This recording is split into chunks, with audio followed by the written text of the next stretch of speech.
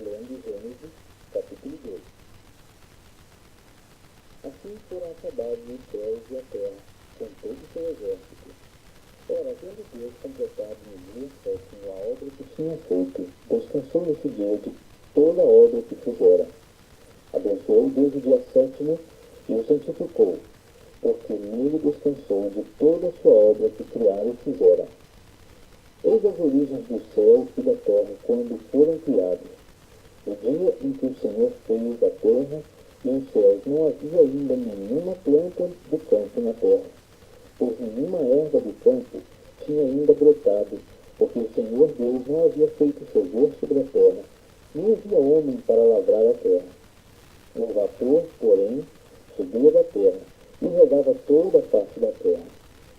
E formou o Senhor Deus o homem do pó da terra, e soprou-lhe nas narinas o fôlego da vida, e o homem tornou-se alma vivente. Então plantou o Senhor Deus um jardim da banda do Oriente no Éden, e pôs ali o homem que tinha formado.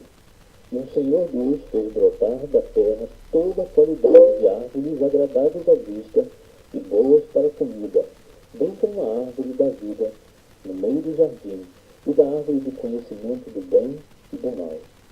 E saía um rio do Éden para regar o jardim, e dali se dividia, e se tornava em 4 braços.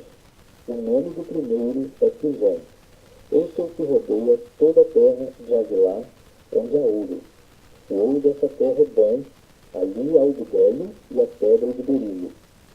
O nome do segundo rio é Gion. Este é o que rodeia toda a terra do Cuxi. O nome do terceiro rio é Tigre. Este é o que corre pelo oriente da Síria. E o quarto rio é o Eufrates.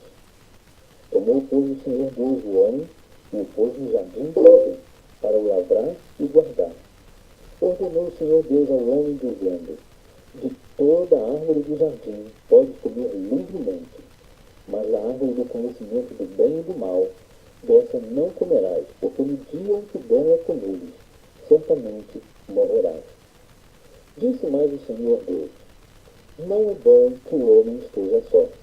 Far-lhe-ei uma ajudadora que lhe seja idônea.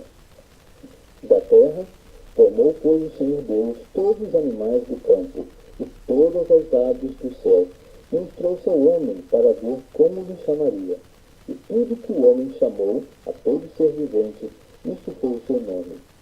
Assim o homem deu nomes a todos os animais domésticos, às aves do céu e a todos os animais do campo.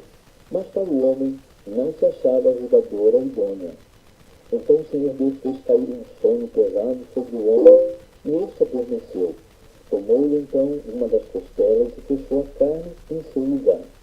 E da costela que o Senhor Deus lhe tomara, tomou a mulher e a trouxe ao homem. Então disse o homem: esta é agora osso dos meus ossos e carne da minha carne. Ela será chamada varoa, porquanto do varão foi tomada. Portanto, deixará o homem a seu pai e sua mãe, e unir-se-á a sua mulher, e serão uma só carne. E ambos estavam nus, o homem e sua mulher, e não se envergonhavam.